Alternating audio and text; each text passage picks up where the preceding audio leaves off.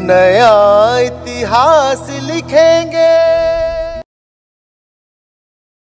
मित्रांनो नमस्कार, मी ज्ञानेश वाकुडकर.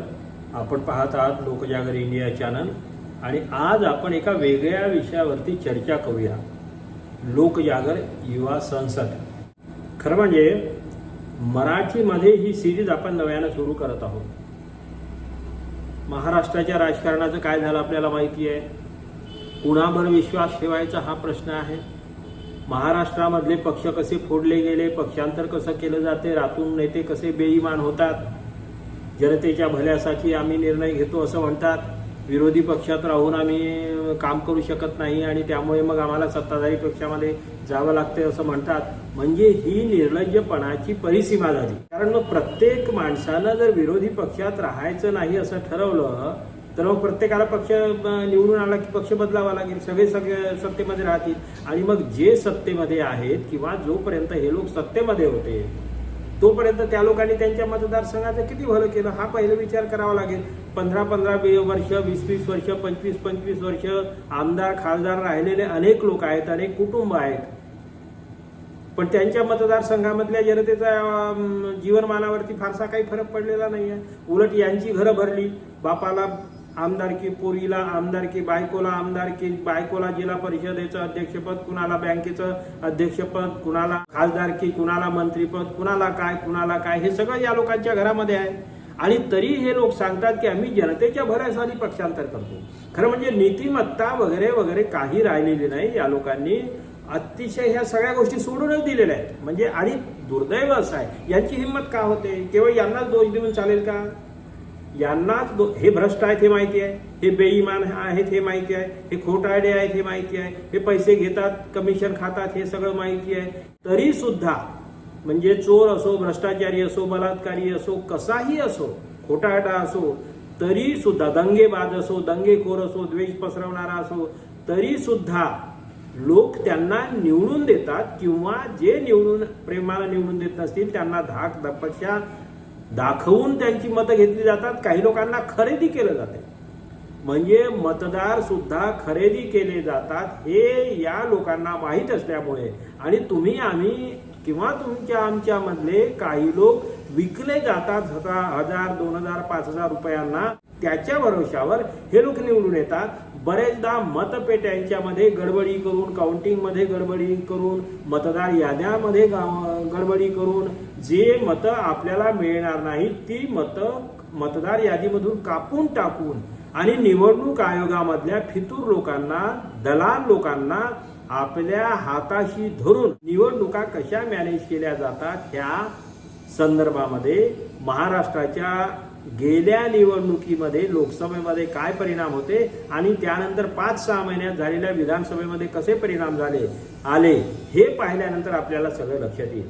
मुख्य मुद्दा कसा आहे की जे लोक सत्तेमध्ये राहिले, सत्ता संपत्ती गोळा केली, जे लोक पैदल होते काही, त्या लोक ज्यांच्या पायात चप्पल नव्हती त्या लोकांना काँग्रेस पक्षानं आमदार केलं, खासदार केलं, जनतेने त्यांच्यावरती विश्वास ठेवला. त्या लोकांनी संपत्ती जमवून जनतेला लुटून, महाराष्ट्राला लुटून आणि तरी सुद्धा सत्ता एवढी असून 25 पिढ्या बसून खातील एवढी संपत्ती असून सुद्धा क्षणात बेईमान होणं, नेत्यांच्या विरोधामध्ये आपल्याच नेत्यांच्या विरोधात बोलणं, ज्या पक्षानं तुम्हाला रस्त्यावरून भिकाऱ्याच्या लेवलला असताना उचलून तुम्हाला राजमहालामध्ये बसवलं त्या पक्षाच्या नेत्याच्या संदर्भात अतिशय खालच्या पातळीवरून बोलताना या लोकांना लाज कशी वाटत नाही. हे सगळं फार भयंकर आहे. आताच एका नगरसेवकानं जो अजित पवारच्या भरोशावरती मोठा झाला, अजित पवारनं तिकीट दिलं, तो कॉर्पोरेटर झाला आणि तोच अजित पवार मेला त्याचं मला दुःख नाही, अजित पवार मेल्यामुळे मला काही फरक पडत नाही, अशा प्रकारचं बोलतो, जाहीरपणे बोलतो, लोकांच्या समोर बोलतो.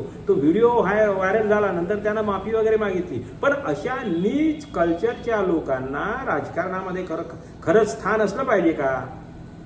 कॉकरोच जनता पार्टीच्या प्रदर्शनाच्या संदर्भामध्ये देवेंद्र फडणवीस जे महाराष्ट्राचे मुख्यमंत्री आणि त्यांच्या मिसेस जे आहेत त्यांनी ज्या खालच्या लेवलवरून टीका टिप्पणी केली, ते ट्रोलर्सच्या लेवलवर येऊन मुख्यमंत्र्यांनी टीका टिप्पणी करणं हे अशोभनीय आहे.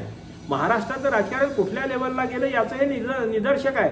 बाबासाहेबांचं नाव घेतलं किंवा बाबासाहेबांचा किंवा संविधानाची एखादं पुस्तक दाखवलं म्हणजे लगेच तो देशद्रोही कसा होतो, जो सरकारच्या विरोधात बोलतो तो देशद्रोही कसा होतो. मग याच न्यायानं तुम्ही आजपर्यंत सरकारच्या विरुद्ध बोलत होते. ज्या काँग्रेसचं सरकार होतं त्या काँग्रेसच्या विरोधात बोलत होते. मग तुमच्या साऱ्या पिढ्या देशद्रोही आहेत का, असंच म्हणावं लागेल. तुम्ही तर देशद्रोही आहातच, याबद्दल वाद नाही, पण मग तुमच्या साऱ्या पिढ्यांना याच न्यायानं देशद्रोही समजायचं का, हे बोलावं लागेल ना कुणाला तरी.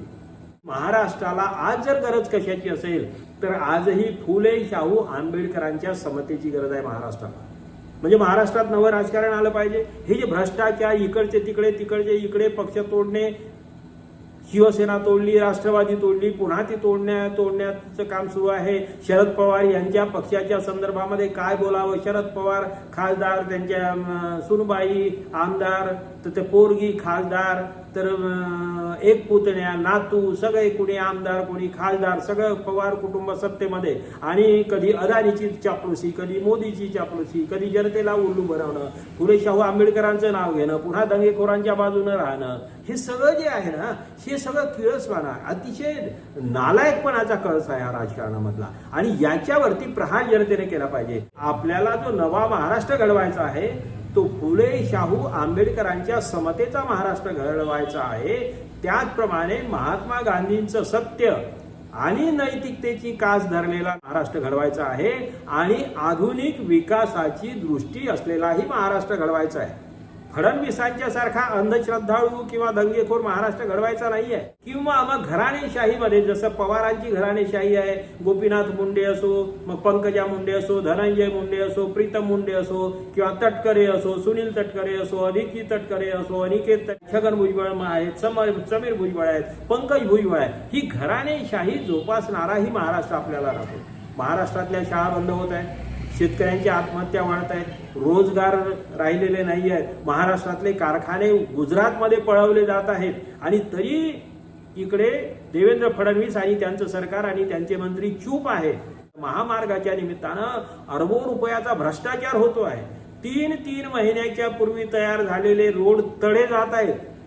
100 तडे गेलेले आहेत. गडकरींनी जे पूल बनवलेले आहेत, गडकरींनी जे रोड बनवलेले आहेत, सिमेंटचे रोड बनवलेले आहेत, 500 फुटामध्ये 100 तडे. ज्या पुलांचं उद्घाटनही झालं नव्हतं गडकरींनी बनवलेल्या ते पूल कोसळलेले आहेत. हा जो सगळा भ्रष्टाचार आहे, हे जर सगळं आपल्याला संपवायचं असेल, आणि तरी सुद्धा मोदीनं, विश्वगुरूनं काय हे सगळं सुरू आहे. गांधीजींचा द्वेष करणं सुरू आहे, राहुल गांधींच्या नावानं खडे फोडणं सुरू आहे, राहुल गांधींनाच प्रश्न विचारतात, विरोधी पक्षांनाच प्रश्न विचारतात, पत्रकारितेचं जे अधपतन आहे याच्यावरतीही आपल्याला जरा सोल्युशन काढावं लागेल. आणि त्यामुळे महाराष्ट्रामध्ये 100 युवा महाराष्ट्र नवा अशा प्रकारची नवी मोहीम आपल्याला राबवावी लागेल. एक महात्मा जो होऊन गेला, त्यांनी आपल्याला जो संदेश दिला, त्यांचं जगणं, त्यांची शिकवण जर आपण आपल्या जगण्यामध्ये आणली, आचरणामध्ये आणली, तर या देशाचं, या महाराष्ट्राचं भलं झाल्याशिवाय राहणार नाही. आणि त्यामुळे नेते बेईमानी करू शकतात, नेते बदलू शकतात, नेते शेण खाऊ शकतात, नेते फितूर होऊ शकतात, पण महाराष्ट्राचा युवक जर इमानदारीनं काम करत राहिला तर मी सांगतो की महाराष्ट्राची दिशा बदलू शकेल, महाराष्ट्राचं भविष्य बदलू शकेल. व्यक्तिपूजेतून आपल्याला बाहेर आलं पाहिजे, धर्मपूजेतून बाहेर आलं पाहिजे. आपल्याला फोटो पुतळ्यांच्या नादी लागता कामा नये, आपल्याला व्यक्तिपूजेतून बाहेर आलं पाहिजे. आणि म्हणून नवा महाराष्ट्र घडवायचा असेल तर 100 युवा महाराष्ट्र नवा, महाराष्ट्राचं भवितव्य घडवण्यासाठी फक्त 100 नव्या दमाचे, नीतिमान असलेले, सत्याची कास धरणारे, समतेच्या मार्गावर चालणारे 100 आणि न विकले जाणारे असे सर्वसामान्य कुटुंबातले असलेले, प्रामाणिक असलेले युवक नेते शोधायचे आहेत. त्या दृष्टीनं लोकजागरणं ही मोहीम राबवलेली आहे. याच्या संदर्भामध्ये एक आपण मोठं शिबिर घेत आहोत, मोठी 2 दिवसांची कॉन्फरन्स घेत आहोत. त्याबद्दल या चॅनलवरती आपल्याला सविस्तर माहिती मिळेल. लोकजागर युवा संसदेमध्ये सहभागी व्हा अशी विनंती करतो. 100 युवा महाराष्ट्र नवा अशा प्रकारची घोषणा देत आपण जरा महाराष्ट्राचं चित्र बदलूया अशी विनंती करतो आणि थांबतो. धन्यवाद.